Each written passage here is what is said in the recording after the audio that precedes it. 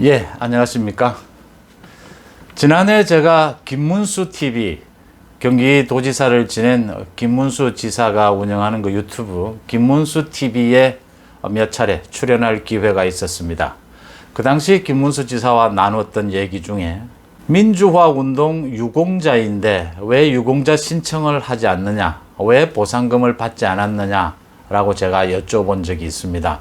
제가 그렇게 물어본 이유는 김문수 지사가 민주화 유공자인데도 불구하고 보상금을 받지 않은 사실은 많이 알려져 있는 것인데, 이게 이제 법까지 제정을 해서 보상법을 제정을 해서 이 국민들의 합의로 제정을 한 것 아닙니까? 제정을 해서 이제 보상을 해주겠다라고 하는 것은 국민들의 뜻인데, 자신은 그런 보상까지는 꼭 받고 싶지 않았다 하더라도 국민들의 뜻, 정성이다 이렇게 본다면 그 보상을 그래도 받는 것이 맞지 않았느냐 라고 제가 여쭤본 것입니다. 그 말에 대해서 김문수 지사가 했던 말이 기억이 납니다. 자신은 민주화 운동을 시민으로서 당연히 해야 할 일을 했고 민주화가 됐으니까 그걸로 충분히 보상이 된 것 아니냐. 여기까지는 언제나 하는 이야기였습니다. 거기에 이어서 자신은 국회의원도 했고 경기도지사도 지냈으니까 이 보상금을 받는 것은 정말 적절하지 않다. 다른 더 어려운 사람들이 보상을 받아야 한다라고 생각을 했다. 그런데 장기표 선생, 민주화 운동을 했으면서 뚜렷한 어떤 직장을 가져본 적이 별로 없습니다. 장기표 선생 같은 경우에는 보상을 받아야만 하는데 장기표 선생마저 이런 보상을 거부한 것이 더한 사례가 아니겠느냐, 이렇게 공을 장기표 선생으로 돌렸습니다. 그때 제가 보수의 책임감 이런 부분들을 느꼈습니다. 5.18 민주유공자라고 해서 여러 가지 논란이 있었던 민주당 쪽의 의원이나 대표를 지냈던 이해찬, 설훈, 민병두 이 세 명에 대해서 5.18 민주유공자, 무슨 공이 있어서 5.18 유공자가 됐는지 그 공적 조서를 공개하라라고 하는 대법원 판결이 나왔습니다. 그러니까 한 시민단체가 국가보훈처를 대상으로 해서 여권 인사 가운데 이 세 명이 5.18 유공자인데 어떤 유공자인지 보훈처에 정보를 공개 청구를 했는데 2년 동안 보훈처가 정보를 공개하지 않았습니다. 그래서 재판이 된 건데 대법원이 지난 24일 이것은 정보를 공개하는 것이 맞다. 보훈처는 이해찬 등 이 세 명에 대해서 5.18 유공자, 왜 유공자로 지정을 했는지 정보를 공개하라고 했습니다. 이제 여기에 따라서 보훈처는 곧 정보를 공개하게 되면 이해찬 등 이 세 명이 5.18에 어떤 연관이 있었고 어떤 공을 세워서 유공자가 됐고 보상금을 받아왔는지를 알게 될 것입니다. 다른 민주화 운동도 그렇지만 이 5.18에 대해서 특히 그 유공자 선정에 대해서는 여러 가지 논란이 있어 왔습니다. 지난 1990년에 5.18 보상법이 제정이 됐죠. 그 이후에 7차례에 걸쳐서 5,800명에게 5천억 원이 넘는 보상금이 지급이 됐습니다. 신청은 9,200명이 했는데 그 중에 심사를 거쳐서 5,800명이 5.18 유공자로 지정이 돼서 인정이 돼서 5천억 원이 넘는 지원금 보상을 받았습니다. 여기에 대해서 5.18 유공자 선정 과정에 문제가 있지 않느냐라는 논란은 오래전부터 있어 왔습니다. 이해찬 같은 경우에는 자신이 공개적인 기자회견석상에서 자신은 광주에 가본 적도 없는데 5.18 유공자가 됐다. 5.18 민주화 운동과 관련해서 김대중 내란 음모죄에 자기가 연관이 돼서 옥살이를 했다. 그래서 5.18 유공자로 선정이 됐다. 이런 얘기를 한 적이 있습니다. 이런 여러 가지 유공자 선정을 놓고 여러 가지 말이 있어 왔습니다. 일단 내용을 좀 들여다보자 이겁니다. 근데 보훈처가 내용도 알려주지 않겠다 하다가 이제 대법원에서 내용은 알려줘라.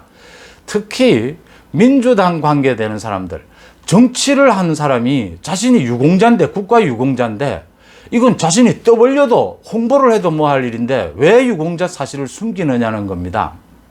그래서 다른 사람은 몰라도 정치를 하는 사람은 또 국가 공무원이 유공자가 되어 있다면 이런 사실을 알리지 못해야 될 일이 뭐가 있느냐라는 겁니다. 국가 유공자이면서 왜 유공자인지도 알리지 못하는 그런 정치인, 그런 행정가, 이게 얘기가 안 되지 않습니까? 그래서 이제 문제가 된 건데 이제 공표를 하게 했으니까 공표가 될 겁니다. 그럼 다시 한번 꼼꼼히 들여다볼 수 있을 테고요.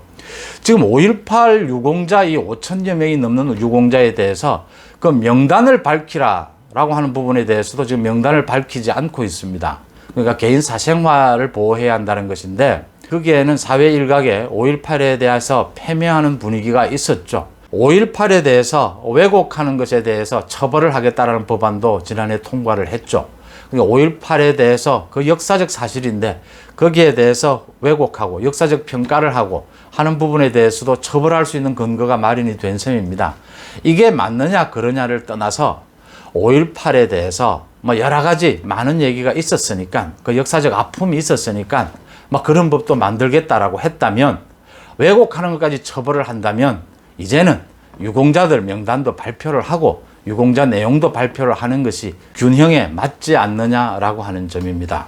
이해찬과 설훈, 민병두, 전 의원이고 현 의원이고 전 대표고 이렇습니다. 이 세 사람의 공적 사실이 밝혀지는 것을 계기로 해서 이 5.18 유공자들 5천 명이 넘는 유공자들 명단 그리고 공적 내용이 전부 공개가 되는 것이 5.18 왜곡 처벌하는 그 법안과 형평성이 맞다 이런 판단입니다. 덧붙여서 국민의힘의 이준석 대표가 광주도 방문했고 또 어제는 김해 봉화마을도 방문을 했습니다. 광주를 방문한 자리에서 자신은 5.18 이후에 태어난 세대다. 5.18 광주의 아픈 역사를 공감한다. 그 다음 김해 봉화마을을 방문을 해서 노무현 전 대통령에 대해서 그 패배하는 것, 정치적 이유로 패배하는 것은 자신이 먼저 나서서 막겠다. 노무현 대통령의 소탈함이나 국민 소통에 노력한 점은 높이 평가를 하면서 국민의당, 우리 당에도 그것을 개성해서 발전시켜 가도록 노력을 하겠다 이런 얘기를 했습니다. 당 대표가 광주를 방문하고 또 김해 봉화마을을 방문해서 덕담을 나눈 것까지 탓할 이유는 없습니다. 제가 말씀을 드리고자 하는 부분은 균형감입니다. 역사적 균형감, 정치적 균형감입니다. 5.18에 대해서 그동안 우리 정치권에서는 5.18에 대해서 사실 말하기조차 꺼려하는 분위기가 많았습니다. 마찬가지로 노무현 전 대통령의 불행에 대해서도 사실은 얘기하기를 꺼려하는 부분이 많았습니다.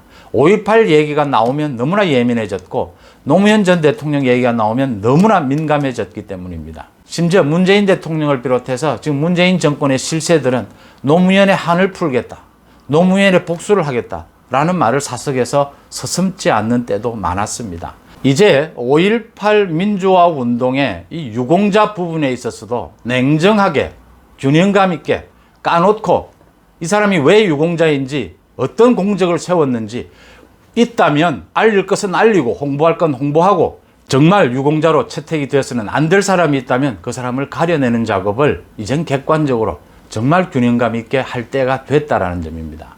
그 다음 노무현 전 대통령에 대해서도 가급적이면 서로 얘기하지 않는 분위기였습니다. 그 불행에 대해서 또 우리나라가 그런 전통이 있지 않습니까? 돌아가신 분에게 대해서 너무 혹독하게 대하는 것은 가급적이면 삼가하는 것이 또 우리의 전통적인 분위기, 예의였죠. 하지만 정치적인 평가, 정치적인 균형감은 찾아야 합니다.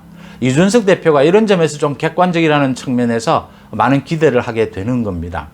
노무현 대통령, 소탈했습니다. 말도 많이 했고 말도 잘했고 또 국민과의 소통에 노력했다는 점 일부 인정할 수 있습니다. 하지만 대통령은 국정 운영 실정, 국정 운영 능력으로 평가받는 것이 가장 우선입니다. 노무현 대통령이 정말 국정 운영을 잘 했습니까? 이라크 파병 부분이나 제주도 해군 기지라든지 미국과의 무역 협정을 맺는 것 이런 부분에 있어서 자기 진영에 반대를 무릅쓰고 결정한 부분들은 또 평가할 부분이 있습니다. 그러나 전반적으로 노무현 대통령은 수없이 많은 가벼운 말 실수로 많은 외교적인 논란을 일으켰고 국민 분열을 가져왔고 대통령 못해 먹겠다. 미국 좀 반미면 어떠냐. 깽판 좀 쳐도 괜찮다. 별의별 가벼운 말들을 다 하면서 국격을 손상을 갔던 부분. 노무현 대통령의 5년간 국정운영 실적, 능력이 보잘것없었다라는 점입니다. 평소 정치인으로서의 언행이 소탈하고 국민 소통에 힘썼다. 국민 소통에 힘쓴 만큼 또 국민 갈라치기도 많이 했습니다. 5.18에 대해서 그다음 노무현 전 대통령의 불행에 대해서 이제는 좀 객관적으로 균형 잡힌 시각으로 들여다볼 때가 됐다. 이준석 대표가 광주에 가서 김해 봉화마을에 가서 뭐 덕담을 나눈 것을 굳이 탓하려고 하는 것은 아닙니다. 덕담을 한 것만큼 객관적이고 균형 잡힌 시각으로 5.18의 유공자 부분, 이게 정말 균형감이 있는 것인지, 엄정하게 결정이 된 것인지, 노무현 전 대통령의 불행을 둘러싼 그 문제가 문재인 정권의 실세들이 입만 열면 보복하겠다, 한을 풀겠다라고 하는데, 그게 정말 역사적으로 어떻게 평가되는 것이 균형 잡힌 것인지 한번 깊이 생각해 볼 대목입니다. 고맙습니다.